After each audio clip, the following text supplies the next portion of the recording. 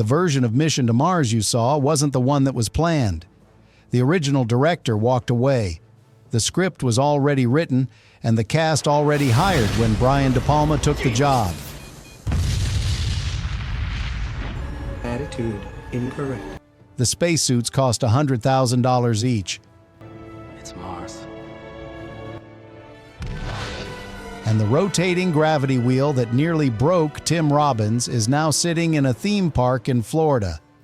Today, we're uncovering 14 hidden truths about the most misunderstood science fiction film of the year 2000, including the real director who quit, the composer who should have won an Oscar, and the 40-year-old NASA photograph that started everything.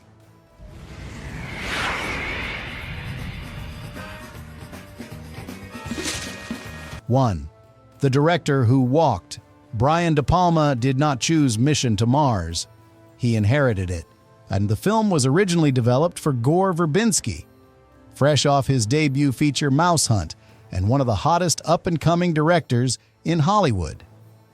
Verbinski walked away when the budget wasn't increased to match the scale the script required. He later went on to direct Pirates of the Caribbean. He was probably fine. De Palma came in after Verbinski left. The script was already written. The cast was already hired. He was Disney's plan B for a $100 million science fiction epic based on a theme park ride. That context explains almost everything about the finished film. The ambition fighting against the constraints. The moments of genuine visual brilliance surrounded by scenes De Palma seemed to have little investment in. He didn't build this story. He was handed it. The director who made Scarface and The Untouchables made this movie because someone else said no. 2. The face that started everything. The entire premise of the film rests on a real photograph. In 1976, NASA's Viking 1 orbiter photographed the Cydonia region of Mars and captured an image that, due to the angle of light and shadow, appeared to show a massive humanoid face carved into the Martian surface. NASA called it a trick of lighting. Theorists called it evidence of ancient civilization. For 24 years, the face on Mars was one of the most debated images in the history of space exploration. The film took that photograph and asked the simplest possible question: what if it was real? What if someone built it? And what if it was meant to be found by the first humans who made it there? The screenplay planted its flag in one of the most contested images in NASA's archive and dared the audience to take it seriously. By the time the film was released, improved imaging from the Mars Global Surveyor had already revealed the face as a natural geological formation. The filmmakers knew. They made the movie anyway. 3. The gravity wheel. The sequence where the crew dances in the rotating habitat section of the Mars 2 ship, set to Van Halen's Dance the Night Away, is the most technically ambitious scene in the film and the most quietly De Palma moment in it. The rotating centrifuge set was a major physical construction built specifically for this sequence. De Palma didn't cut away. He stayed in it, tracking the camera around the circumference as different crew members moved through the space at different gravitational angles simultaneously. It is by any measure a masterclass in spatial filmmaking. The scene has been praised even by critics who savaged everything around it. The set and the full-scale spacecraft model built for the film are now on permanent display in the Q area of the Mission Space Ride at Epcot in Walt Disney World. The most expensive pieces of production design in the film ended up as a theme park exhibit. The wheel De Palma built to dance in is now something families walk past on their way to a ride. 4. The $100,000 suit. Every spacesuit in Mission to Mars cost approximately $100,000 to manufacture.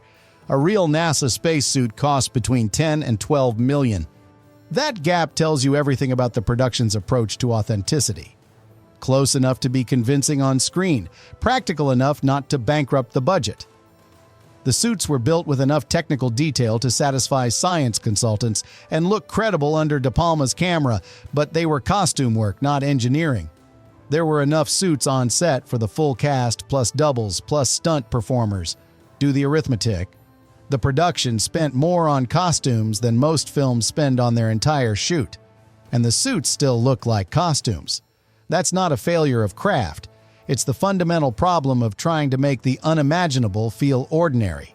Space is not ordinary. A $100,000 suit cannot make it so. 5. The vacuum. The scene where Woody removes his helmet in open space to save his wife from drifting away is the moment most audiences remember. It's also the moment most audiences assume is the biggest scientific liberty in the film. They're wrong. NASA advisors confirmed that the film's depiction of vacuum exposure is among the most accurate in cinema history. Your head does not explode. You do not instantly freeze solid. You have approximately 15 seconds of consciousness before hypoxia takes hold. The moisture on exposed skin and eyes begins to vaporize. The frost effect shown on Woody's face as his helmet comes off is the correct physical response. Total Recall got it wrong. Mission to Mars got it right. The film's most emotionally extreme moment, the one that made audiences groan in theaters, is the one where the science holds up completely. The death that looked like science fiction was science fact. 6. The face on Mars is real mythology. The film's central mystery draws directly from one of the most genuinely contested debates in late 20th century space science. The Cydonia region photograph from Viking 1 in 1976 didn't just inspire the film, it inspired decades of academic papers, congressional inquiries, and a dedicated subculture of researchers who argued NASA was suppressing evidence of artificial structures on Mars. Dr. Richard Hoagland, who had worked as a NASA consultant, spent years publicly arguing that the face was artificial. Books were written, documentaries were produced. The debate reached Congress. Mission to Mars arrived at the peak of that cultural moment. The film didn't invent the mystery of the face on Mars. It found a mystery that millions of people already believed in and gave it a Hollywood ending. When the improved Mars Global Surveyor images were released, showing the face was a natural mesa, a significant portion of the audience for this film chose not to believe them. De Palma wasn't making science fiction. He was making science mythology. 7. The composer who saved it. The film was savaged by critics on almost every level. Almost. Ennio Morricone's score, performed by the New York Philharmonic, was singled out for praise even by reviewers who called the film an embarrassment. One critic called it a film worth seeing purely for the music. Another said it was the only element that genuinely understood what the movie was trying to be. Morricone wrote the discovery of alien life as an act of spiritual awe rather than scientific triumph. The score doesn't celebrate, it contemplates. The organ passages that accompany the decompression sequence and the final revelation inside the face give the film an emotional weight the script could not provide on its own. The music outlasted the film's reputation. It is still regularly cited among Morricone's finest late career work. A film this divided about deserves a score this good. It got 8. The 500 technicians. The visual effects for Mission to Mars required over 400 technicians working across 5 separate companies simultaneously. Industrial Light and Magic handled the primary VFX. DreamQuest Images, Tippett Studio, CIS Hollywood, and TransFX all contributed to different sequences. The Martian Vortex, the space travel sequences, the face reveal, the DNA hologram. Each came from a different house, coordinated into a single visual language. So at the time, it was one of the largest multi-studio VFX operations ever assembled for a single film. Critics called the effects uneven. They weren't wrong. When you have 5 companies working in parallel under budget pressure seems show. But the scope of the operation, 400-plus technicians building Mars from nothing, was extraordinary regardless of the result. The film cost $100 million. Most of it went right here. 9. The KNB connection. The makeup effects for Mission to Mars were handled by KNB EFX Group, the same company that built the Sand King creatures for the Outer Limits pilot, the zombies for The Walking Dead, and creature effects across 30 years of horror and science fiction. Greg Nicotero's fingerprints are on this film. The Martian at the end, the holographic figure that communicates with Gary Sinise, required specific makeup and prosthetic work to create the alien's physical presence for reference during shooting, even for sequences that would ultimately be entirely CGI. KNB brought the same biological approach they used on everything else. The alien needed to feel like something that had once been alive, something that had evolved, something with a body that had adapted to a world that wasn't Earth. They built a creature for a film where the creature barely appears. That's the job. 10. The barbecue. Shot the film opens at a backyard barbecue. It appears to be a simple, slightly awkward scene of colleagues saying goodbye before a mission. It is not simple. De Palma shoots the entire opening sequence in a small number of extraordinarily long takes. The camera drifting through conversations, cutting between storylines, moving from character to character without a single conventional edit for several minutes at a stretch. It is one of the most technically demanding opening sequences of any film that year, and most audiences experienced it as a boring barbecue. That disconnect, De Palma exercising absolute craft on material that gave him nothing, runs through the entire film. He made the wrong movie brilliantly. The opening barbecue is evidence of what he could do when the script got out of his way. 11. The Epcot ending. Here is where Mission to Mars lives now. The full-scale rotating centrifuge set, the spacecraft model, and multiple production props from the film are on permanent display in the queue line of the Mission Space attraction at Epcot in Walt Disney World, Florida. The film failed commercially. It was savaged critically. It earned a Razzie nomination for De Palma, and then Disney did what Disney does. It absorbed the failure into the theme park ecosystem and turned it into something tourists queue past for 15 minutes before getting on a simulator. There is something fitting about that. The film was based on a theme park ride. When it failed, the theme park took it back. The wheel De Palma built is in Florida. The movie it came from is streaming for $3. 12. The film that arrived twice. 2 Mars movies opened in the year 2000. Mission to Mars in March, Red Planet in November. Neither succeeded. Both were critically dismissed. Both featured serious actors doing their best with material that couldn't support them. The timing was not coincidence.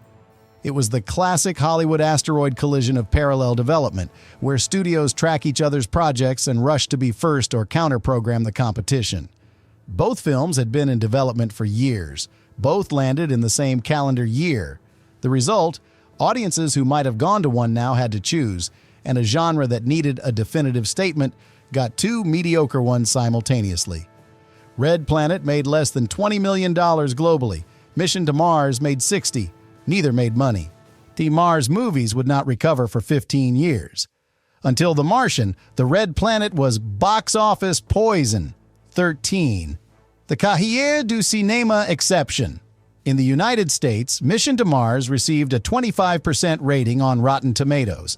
Critics called it inept, badly acted, and an embarrassment for everyone involved.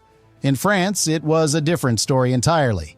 Cahiers du Cinéma, the most prestigious film journal in the world, the publication that gave the French New Wave its intellectual foundation, devoted multiple articles to De Palma and Mission to Mars at the time of its release. They ranked it number 4 on their list of the best films of 2000. Number 4. The film was also screened out of competition at the Cannes Film Festival. The French critical establishment did not see a failed Hollywood blockbuster. They saw a De Palma film, a director working in a tradition they understood, grappling with questions of scale, wonder, and what it means to be human in an indifferent universe. Both readings are of the same film. That gap is the whole argument about Mission to Mars. 14. The Inheritance. Jim McConnell boards the alien ship at the end. He doesn't look back. That ending, a human being willingly leaving Earth forever to travel with the last survivors of a civilization that seeded our planet, is the entire film compressed into a single moment. It is not triumphant. It is not sad. It is something harder to name than either. Gary Sinise plays it quietly. The camera holds on his face. Morricone's score does what the script cannot. De Palma was handed a movie he didn't develop based on a theme park ride. He's with a cast already locked and a budget already allocated. He made something out of it that French critics put in their top 5 films of the year and American critics called the worst movie of 2000. Whatever Mission to Mars is, misfire, minor masterpiece, or both simultaneously, it ends with a man choosing the stars over everything he knows. That choice still lands. So what's your read? Is Mission to Mars a failed blockbuster or a misunderstood masterpiece? The French critics said top 5 of the year. American critics said Razzie. Drop your verdict in the comments. Subscribe and hit that bell. More classic sci-fi deep dives coming soon. See you in the next one.